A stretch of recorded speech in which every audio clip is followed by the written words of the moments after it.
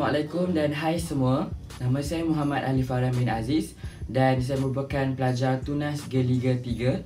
Saya dilahirkan di negeri Kedah Darul Aman tetapi kini menetap di negeri Perlis. Saya mempunyai sebuah keluarga yang kecil. Ayah saya bekerja sebagai seorang tukang kebun, manakala ibu saya telah meninggal ketika saya berada di tingkatan 1 setelah bertarung dengan kanser payudara. Saya mempunyai 2 orang kakak. Kakak saya yang sulung merupakan suri rumah kepada 2 orang anak. Dalam masa yang sama, beliau juga turut mempunyai ijazah dalam bidang perniagaan. Manakala kakak saya yang kedua ialah seorang atlet rugby wanita negara. Dan dalam masa yang sama, beliau juga turut mempunyai diploma dalam bidang IT. Saya mendapat pendidikan awal daripada Pasti Al-Akhlaq dan bersekolah rendah di 2 buah sekolah, iaitu Sekolah Kebangsaan Teluk Jamat dan juga Sekolah Kebangsaan Sungai Baru.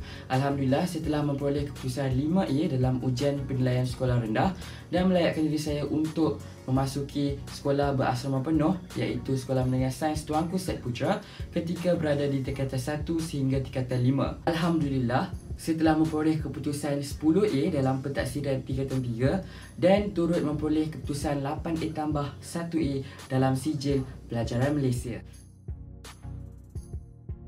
Ini, saya menyambung pengajian di Kolej Muara Banting bagi program Akademik United Kingdom di bawah tajaan Jabatan Perkhidmatan Awam JPA selama 2 tahun. Saya telah memohon beasiswa Yayasan Peneraju ketika saya berada di darjah 6 dengan menggunakan keputusan percubaan UPSR dan Alhamdulillah saya telah terpilih sebagai salah seorang calon yang berjaya untuk Yayasan Peneraju Pendidikan Bumi Putra bagi program tunas G-Liga selama 5 tahun.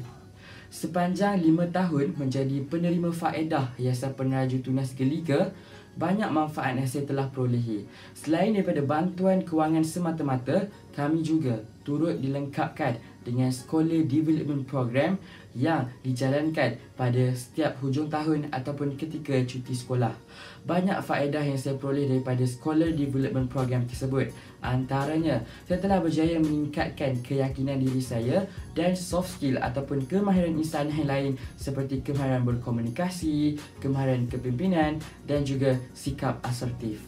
Selesai mengikuti kursus persediaan di Kolej Muara Banting selama 2 tahun, saya berhasrat untuk menyambung pengajian dalam bidang ekonomi dan juga kewangan di peringkat ijazah sarjana muda di mana-mana universiti terkemuka di United Kingdom.